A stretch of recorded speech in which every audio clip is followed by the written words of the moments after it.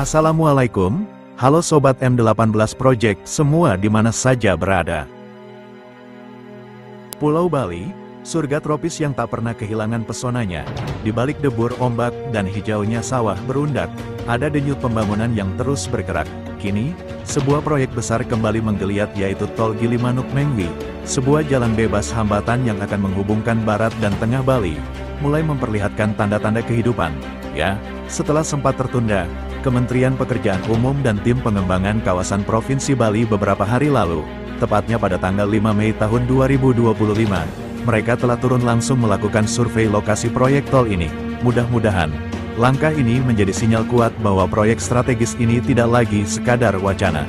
Dari Gilimanuk hingga Mengwi, jalur sepanjang kurang lebih 96 km ini akan memangkas waktu tempuh, mengurai kemacetan, dan membuka potensi ekonomi baru. Bagi masyarakat Bali, proyek Tol Gilimanuk-Mengwi ini adalah harapan dan tantangan. Harapan akan konektivitas yang lebih baik, serta pemerataan pembangunan hingga ke wilayah barat Bali. Sedangkan tantangannya adalah, bagaimana menjaga keseimbangan antara pembangunan dan kelestarian alam, serta budaya Bali yang luhur.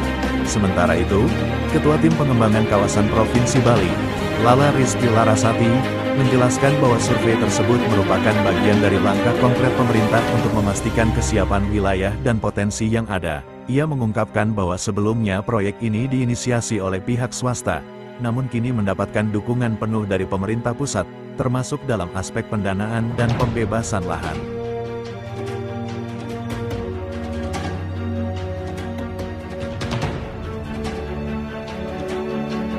Di sisi lain, Bupati Jembrana I Made Kembang Hartawan mengatakan bahwa Tol Gilimanuk-Mengwi kini telah masuk PSN.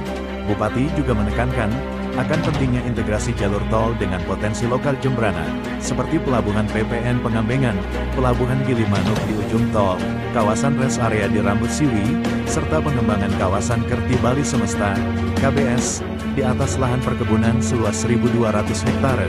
Bahkan Pelabuhan PPN Pengambengan juga saat ini sudah masuk di PSN pemerintah pusat.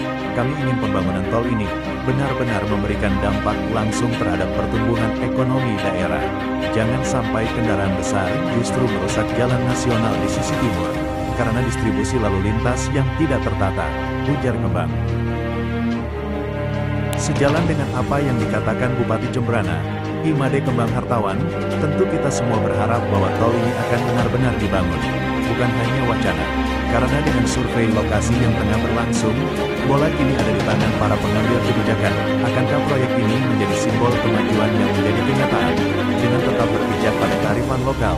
Sebab kita harapkan, proyek Tol Gilimanuk-Mengwi bukan sekedar jalan, ia adalah jembatan antara tradisi dan modernitas, antara masa lalu yang sakral dan masa depan yang penuh harapan. Dan kini, kita semua menantikan, semoga proyek ini benar-benar hidup kembali.